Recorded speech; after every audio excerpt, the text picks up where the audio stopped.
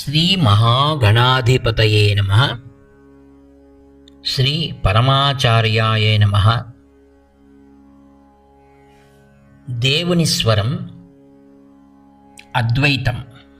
అద్వైతం అనేది ఆదిశంకర భగవత్పాదులు ప్రతిపాదించిన ఆధ్యాత్మిక శాస్త్రం. అద్వైతం అంటే ఏమిటి? సంస్కృతంలో ద్వి అంటే రెండు, ఆంగ్లంలో TW2కి ద్విలోని మూలం ఉన్నది. ద్విలోని దా ఏ టూగా టాగా మారింది. ఆంగ్లంలో దానిని టూ అని పలికిన ఆ పదంలో టీ తర్వాత ఉన్న డబ్ల్యూకి వా ఉచ్చారణ ఉన్నది. ద్విలో వకారం టూలో డబ్ల్యూగా అయింది. ద్వి అంటే రెండు, ద్వైతం అంటే రెండు ఉన్నాయి అనే ఒక భావన. అద్వైతం అంటే రెండు కానిది.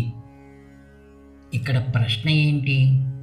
ఈ రెండు కానిది అనే వాక్యంలో రెండు ఏమేమిటి అని, ఒక ఈశ్వరుడు బ్రహ్మ ఉన్నాడని మనం జీవులమని మనం అనుకోమా? అటువంటి ద్వైతం ఏమీ లేదు. బ్రహ్మ ఒక్కటే నిజం, బ్రహ్మ తప్ప మరేదీ లేదు. బ్రహ్మం కాక రెండవ వస్తువే లేదు. మాయాశక్తి వల్ల ఆ ఒక్క సత్యమే ఎన్నో జీవులుగా కనిపిస్తుంది. ఇవన్నీ వేరు వేరు రూపాలు, వేషాలు. ఒక నటుడు వివిధ వేషాలు వేసుకుని కనిపించిన నటుడు ఒక్కడే అయినట్టు అనేక జీవులు ఉన్నప్పటికీ భగవంతుడు ఒక్కడే అన్ని జీవులలో తానై ఉన్నాడు.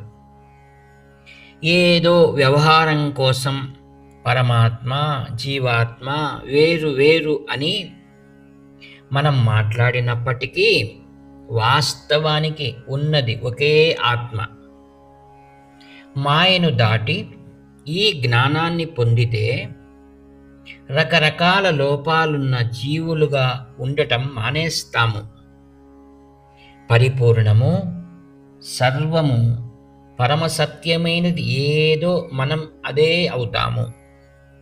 ఇది ఆచార్యులు మన కోసం అందించిన అద్వైత అలౌకిక శాస్త్రము. ఒకసారి ఇది అనుభవం అయితే దుఃఖం, కోరిక, వైరం, భయం వంటివేవి మనను కట్టిపడేయవు. మనకన్నా వేరుగా ఒకటేదో ఉన్నదని మనం భావిస్తాం. కనుకనే మనకు అది కోరిక, భయం, వైరాలకు కారణమవుతుంది. మనం నిర్బంధించినట్టు అవుతాం. ఇదే ప్రాపంచిక జీవితపు నిర్బంధం. మనకన్నా వేరేది లేనే లేనప్పుడు ఎవరు బంధించబడుతున్నారు? ఎవరు బంధిస్తున్నారు? బంధమనే మాట ఎక్కడుంది? రెండవ వస్తువే లేదు. మనకన్నా బయటది ఏదో బంధించేది ఇంకెట్లా ఉంటుంది? ఈ బంధం నుండి విముక్తి పొందిన స్థితికి ముక్తి లేదా మోక్షం అంటారు. ఈ స్థితిని పొందేది ఎప్పుడో భవిష్యత్తులో, ఎక్కడో కైలాసంలోనో వైకుంఠంలోనో కాదు. ఆ స్థితిని ఇప్పుడే ఇక్కడే అనుభవించవచ్చు. నిజం చెప్పాలంటే ఈ మోక్షాన్ని మనం కొత్తగా పొందటం అనేది లేదు. అనంతమైన బ్రహ్మ ఎప్పుడూ బంధాల అన్నిటి నుంచి ముక్తంగా మోక్ష స్థితిలోనే ఉంటుంది. స్థలం అనేది విశ్వమంతటా వ్యాపించి ఉన్నట్టే మన వద్ద ఉన్న ఖాళీ కుండలోనూ ఉన్నది. విశ్వమంతటా వ్యాపించి ఉన్న స్థలము, ఖాళీ కుండలో ఉన్న స్థలము అని మన దృష్టికోణం నుంచి ఈ రెండు స్థలాల మధ్య భేదం పెట్టుకోగలము. కానీ రెండూ ఒక్కటే.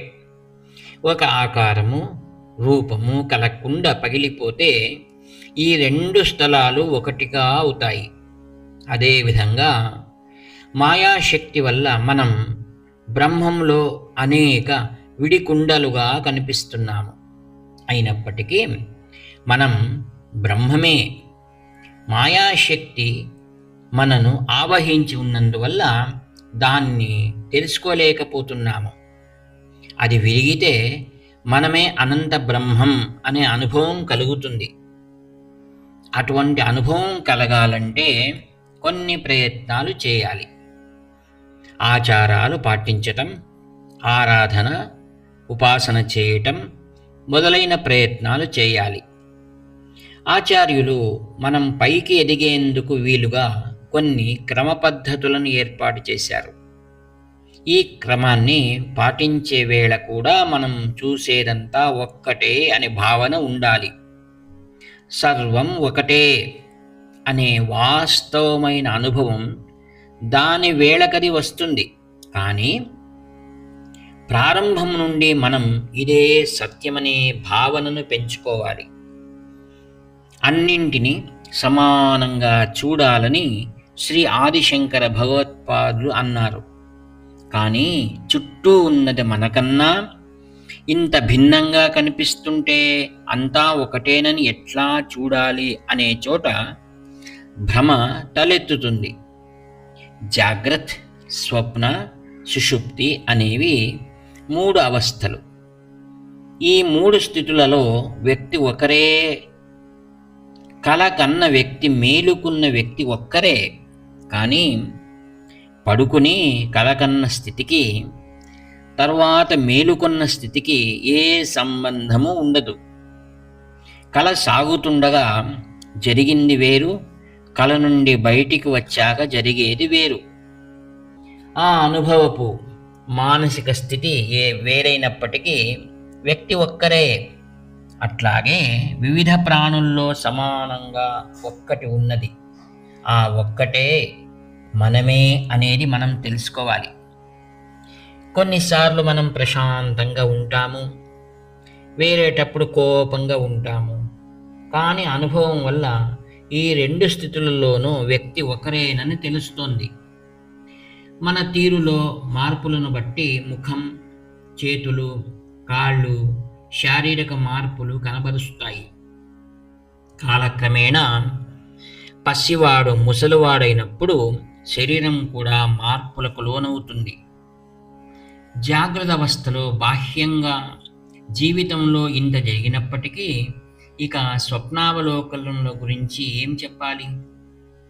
మన మనస్సులో నుండే ఎన్నో ఆకృతులు, ఎన్నో స్థలాలు, పరిస్థితులు సృష్టించబడతాయి. కలలో మనం చేయడం ఇష్టపడని విషయాలను చేయటం గమనిస్తాము. ఈ విరుద్ధ స్థితులు అనుభవాలలో వ్యక్తి మాత్రం ఒకటేనని స్పష్టమవుతుంది. ఈ ఉన్మాదావస్థలో ఉన్నప్పుడు ముందు చేసిన దానికన్నా విరుద్ధంగా ఆచరిస్తాము.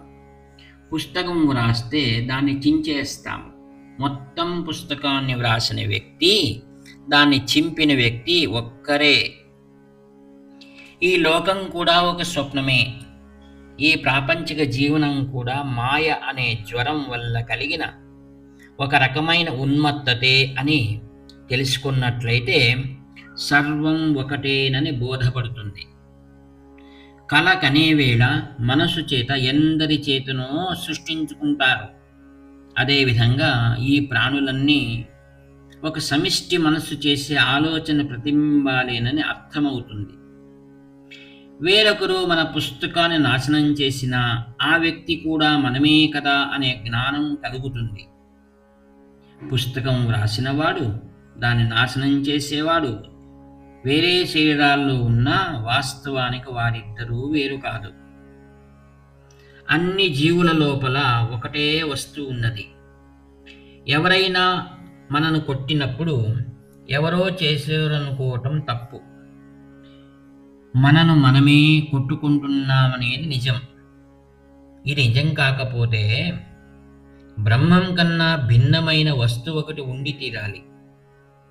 ఉంటే అది ఎక్కడి నుండి వచ్చింది? దేనిలో తయారైంది? ఎవరు దాన్ని తయారు చేశారు? అట్లాంటి ప్రశ్నలు ఉదయిస్తాయి. చైతన్యవంతులమైన మనం జడ పదార్థ లోకాన్ని తయారు చేయలేదు. అట్లాగే జడ పదార్థం మనలను తయారు చేయలేదు. మేధాశక్తి లేనిది మేధాశక్తితో కూడిన జీవిని ఎట్లా తయారు చేయగలుగుతుంది? మేధాశక్తి లేని జడ వస్తువు ప్రపంచంలో కూడా అనంతకాలంగా ఒక క్రమ పద్ధతిలో సక్రమంగా ప్రవర్తించటం బట్టి సర్వ చైతన్యవంతుడైన ఒక మహామేధస్సు దీన్ని సృష్టించి నియంత్రిస్తుండవచ్చు. సర్వ చైతన్యం జడవస్తు ప్రపంచాన్ని వేరేదో వస్తువును ఉపయోగించి చేశాడని వాదిద్దామంటే ఆ వస్తువు తనకు తాను ఎట్లా ఉనికిని పొందింది అనే ప్రశ్న ఉదయిస్తుంది.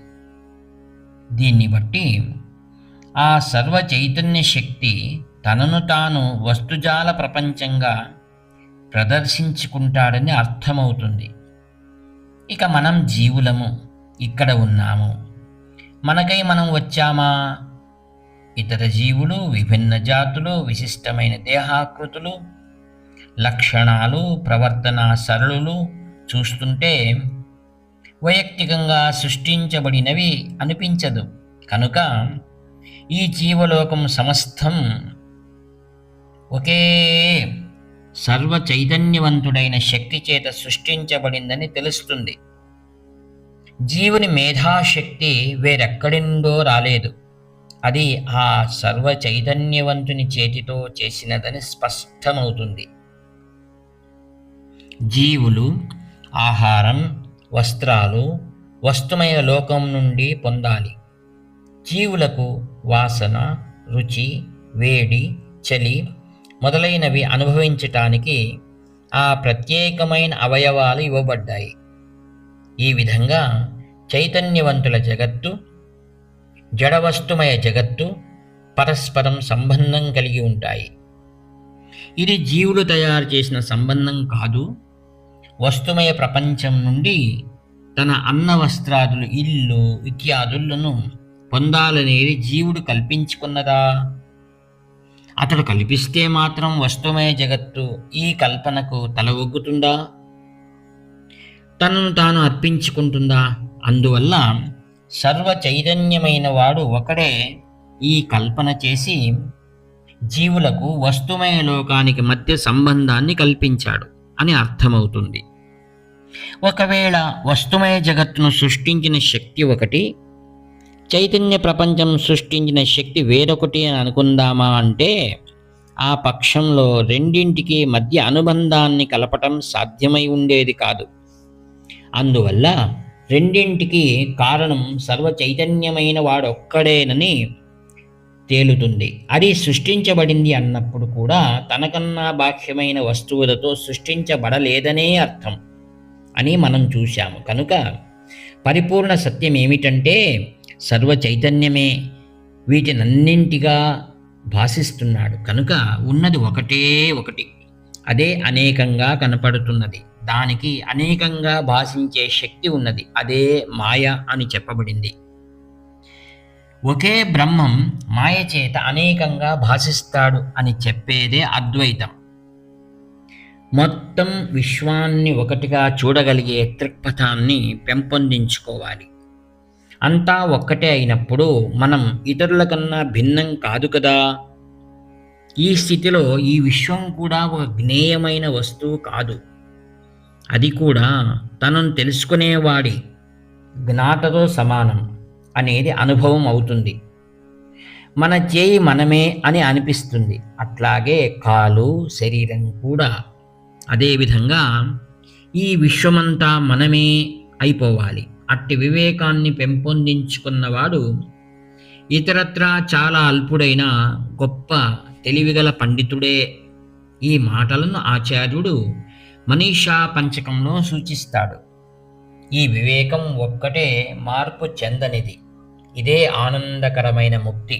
ఈ మోక్షమే శరీరంతో ఉండి కూడా అనుభవించగలిగినది. ఓం స్వస్తి. సర్వం శ్రీ సద్గురు చరణారవిందార్పణమస్తు. ఇట్లు మీ ప్రియతమ మిత్రునివర్తి నాగభూషణ శర్మ, హర హర శంకర జయ జయ శంకర, హర హర శంకర జయ జయ శంకర, హర హర శంకర జయ జయ శంకర.